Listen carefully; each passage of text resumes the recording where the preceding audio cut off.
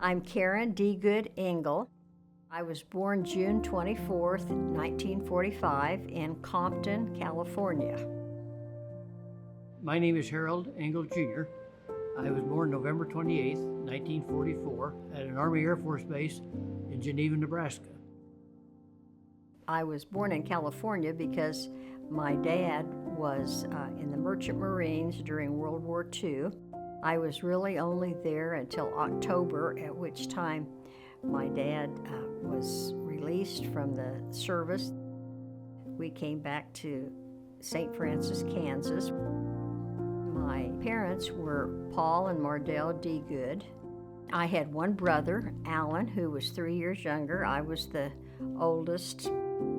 I lived on the family farm until I was about 11 years old. We moved into town from the family farm, and I was rather delighted. It was a lot easier to socialize in St. Francis than it was 6 miles out in the country.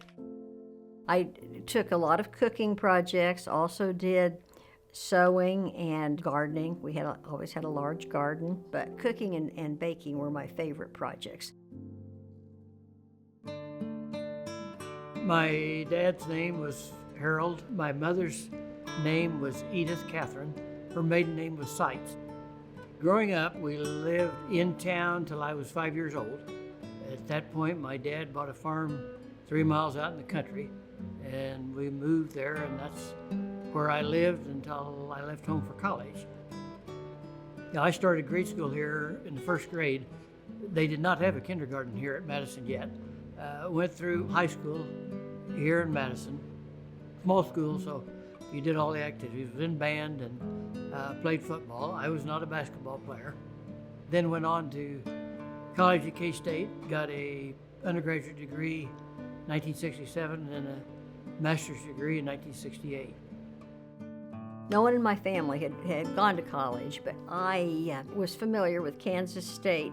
I loved it. I went to K-State and joined a sorority, and that was an important part and a very enjoyable part of my college years at Manhattan, and got my bachelor's degree from K-State in elementary education.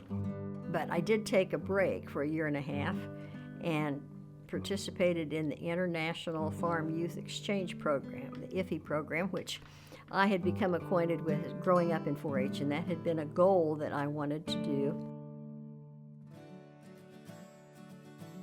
I met Karen when I was a student at K-State, and she was also. I actually met her on a double date. I had a fraternity brother that did not have a car, and so he and I were going to double date one night, and his date was Karen. I knew her, at least by name previously. We were both in collegiate 4-H. I did not really encounter Harold until my sophomore year, and we were both running for student council, and that's how I became acquainted, and we started dating at that point. I was impressed because he was involved and very interested in being involved in the university life, as was I, and so we had many things in common, and he was intelligent and kind and good looking, and I just liked about everything. Fell in love. By this time, I had applied to be an IFE before I started dating Harold, and so it became a little bit more of an issue. We were really very serious and were thinking of getting married, so it made it somewhat of a struggle. In his defense, he never said, "I don't want you to do this," but he just encouraged me to make up my own mind, and I eventually did and went for the 7 months, which was quite a long time to be away from the person that you were planning to marry. You realize we had dated for a year and a half, and she left for 6 months, and that was kind of a unique experience, a testing period maybe. So it wasn't love at first sight, probably, but as we got to know each other better, the love gradually grew.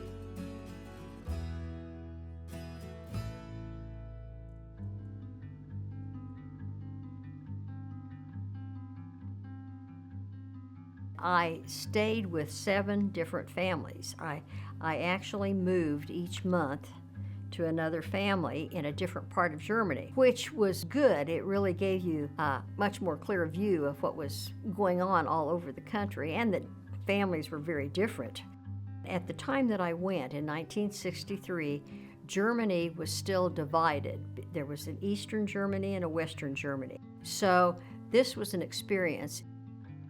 And my language, I'd had a couple of years of German in high school, but when I arrived, I found it very difficult. But I remember feeling I had arrived. One night I'd had a dream and I dreamt in German. And I thought, okay, if I'm dreaming in the language, I'm going to make it. I'm going to be all right here.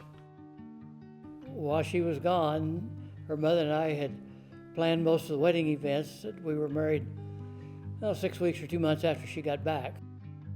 My mother and Harold had to do the wedding planning because I was in Germany. However, weddings were much simpler in 1966. We had it at the Methodist Church on a Thursday night. Karen and I were married December the 29th, 1966. When Karen came back from Germany, she had a year and a half left to finish school.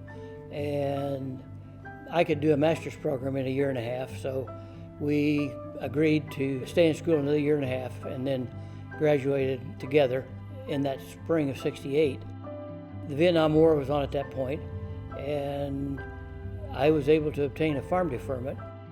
My dad and uncle owned a grocery store, and I had worked at the grocery store during high school, so I had learned to cut up meat and prepare it. So I did that until early '80s. Karen had a teaching degree, so she was a 5th grade teacher that fall following graduation. I taught 5th grade here for the first 2 years living here, and it was a very good experience. I had a great class and have very fond memories of some of the projects that we did. 1984 was the point at which Harold had been farming full-time. I had taught school for 2 years, and then children arrived, and so I stayed home with the 3 boys. But then the economic conditions, the agriculture issues, plus the high interest rates, made making a living on a farm very, very difficult at that point. We'd had a couple of dry years, and agriculture was really bad. And I had 3 boys by that time that were going to want to go to college someday. We had major decisions to make about, where we were going to go, what we were going to do. So I went to work for a bank in Eureka. And at that time, then I went back and applied and became a gifted facilitator for the special education co-op based out of Emporia. And in 1981 then, I changed banks. I went to work for a bank in Opie. I also continued a farming operation on the side. I bought my father's interest out, and so had that solely. And I worked at the bank at Opie until 2010, and was a loan officer and bank director in a small community bank. So I made loans, I collected loans, I hired help, I changed the light bulbs, whatever needed to be done. That's what I enjoyed. I enjoyed working with the people.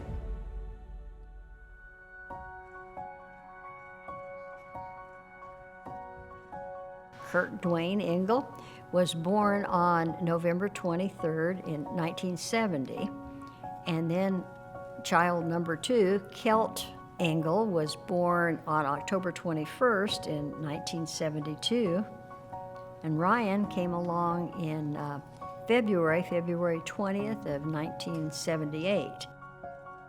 Kurt, firstborn, and typical firstborn characteristics are some.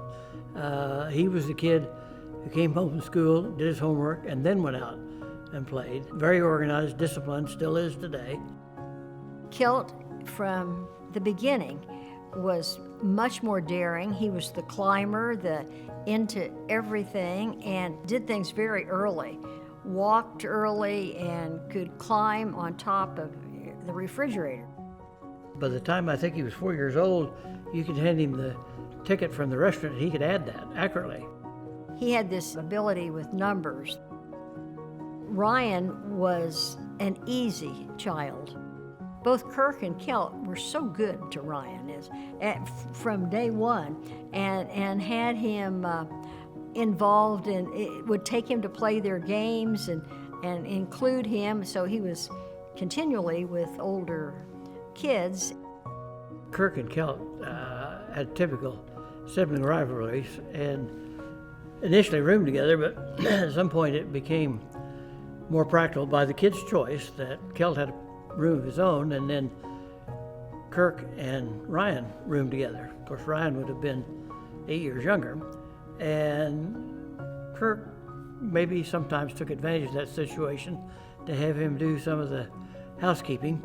And Ryan was at Sunday school, I think, and they were talking about somebody being a servant, and they described what a servant did, and it's kind of like the light bulb went on. He said, well, that's what I have to do for Kirk.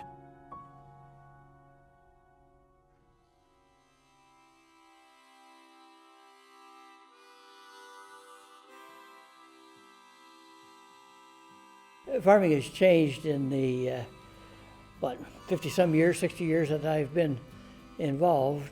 It's always something happening. Sometimes not so good, sometimes real good, but it's not dull.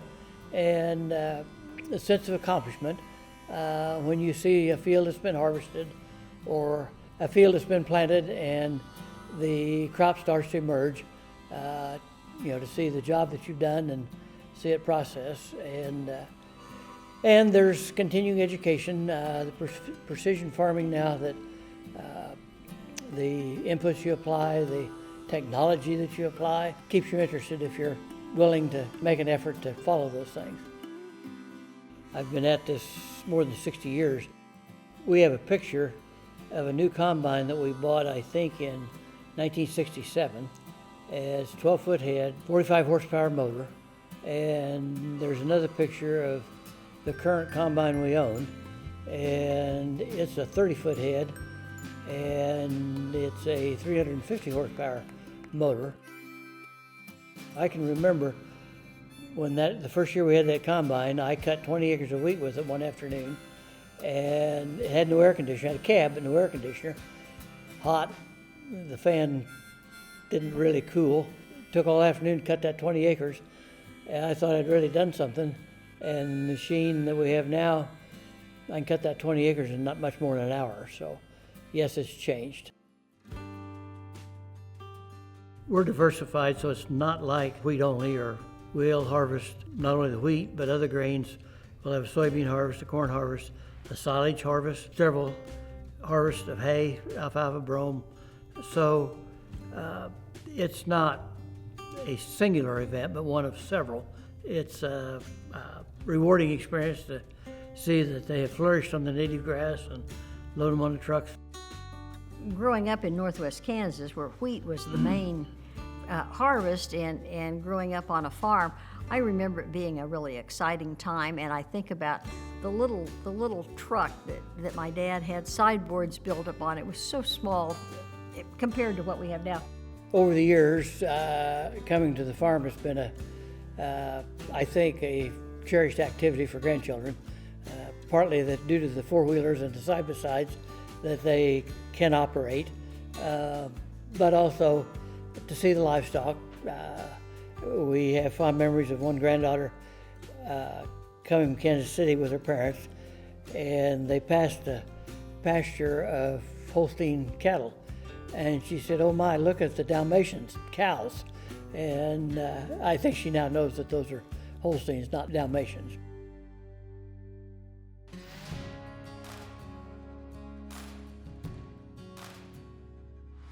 The farm is not all work and no play. Trips with the family are at the top of our list of importance, and being able to share our time with them in a way that will enrich their lives and hopefully make them better people and more fulfilled, and also maybe instill the desire to explore and see other places other than where we live here in Kansas. We've been to Germany 3 times, we've been to Ireland, we've been to Egypt, we've been to Peru, we've been to Belize 3 times. And then we were both rebaptized in the Jordan River when we went to Israel, and that was quite a remarkable experience too. This vacation was one that Harold and I had talked about, didn't know whether we could pull this off, whether we could really afford to do this, but we had been to Belize, the two of us, on 2 different occasions. So at Christmas, we devised a plan that the Christmas present for all the families would be a trip to Belize. And it was great together time. These 7 grandchildren had gathered for each holiday but not probably ever spent an entire week together, so this made it even more exciting, I think. Well, for all of us, not just the children. Yeah, we need to roll history Yeah, back let's a go little bit back here. to the 60s When we were at K-State. in school and dating, we did not see K-State win a football game the whole time that we were undergraduates. But the more recent interest in K-State football or athletics has been as the boys were students there. K-State football has been a big part of the Engle family, and so if there was a bowl game that was a reasonable distance, we have tried to make that an opportunity. We've gone to the Cotton Bowl and the Alamo Bowl and I think the Liberty Bowl, and had some great experiences as we cheered the Wildcats on and then also spent time together as a family.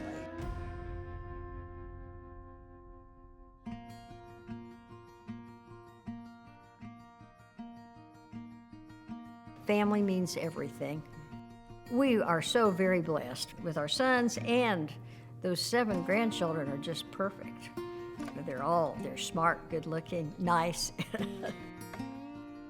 If they have a need or that there's something that we can do with the problem that they might have to at least suggest or try to help in any way that we can, as well as enjoying their successes and sharing fun times. Yeah, sharing fun times, Yeah. but also sharing the disappointments in life.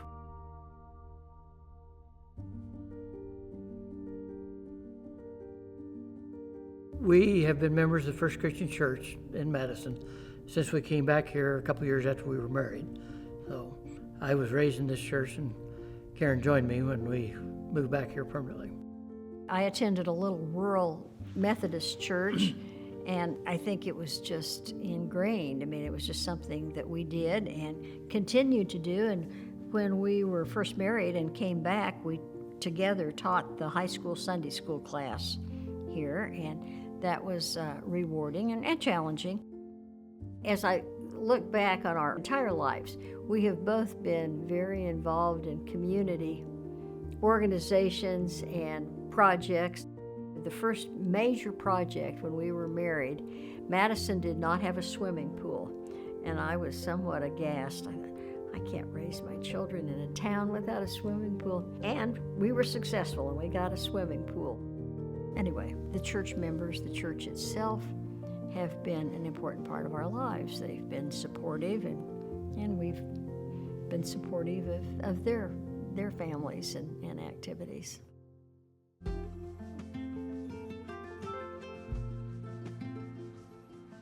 As I think about legacy, I think about the examples that both Harold and I had, that our parents instilled values and showed support and love just in immeasurable amounts.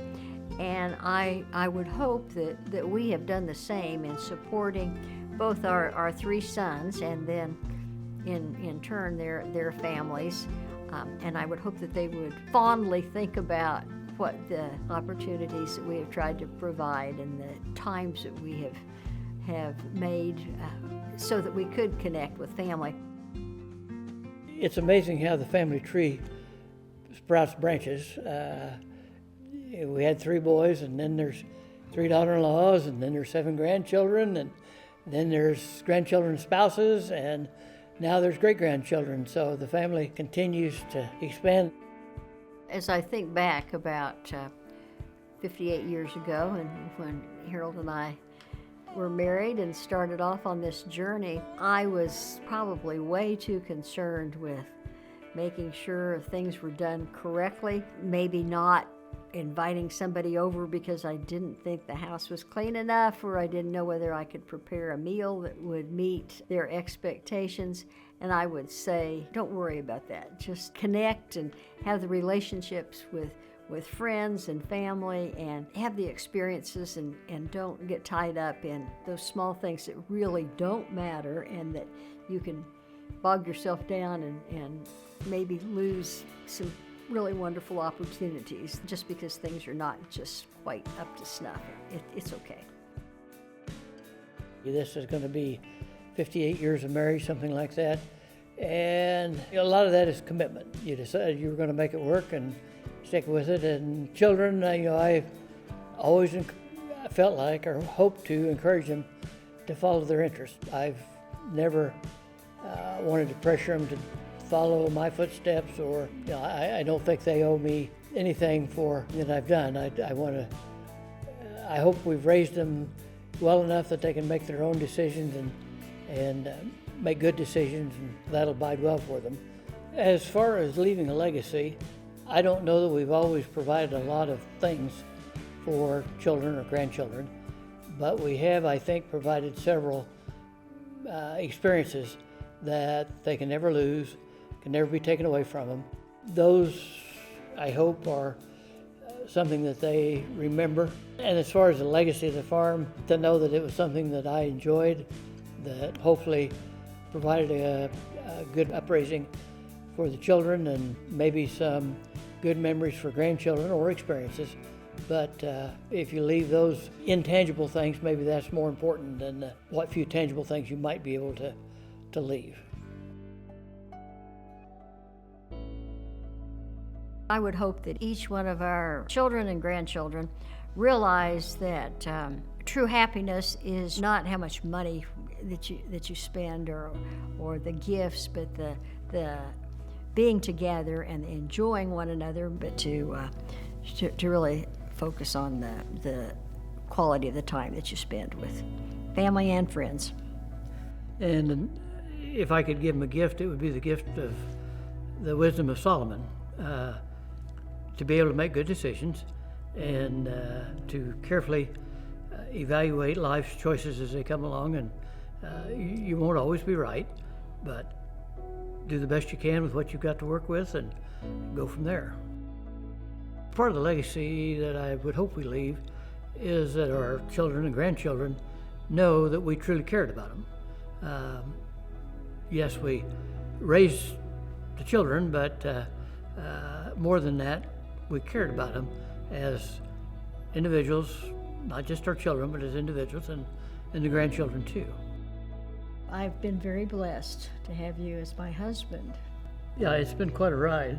We forget sometimes how much we have done and how much we have been able to participate in, like grandchildren activities, children's activities.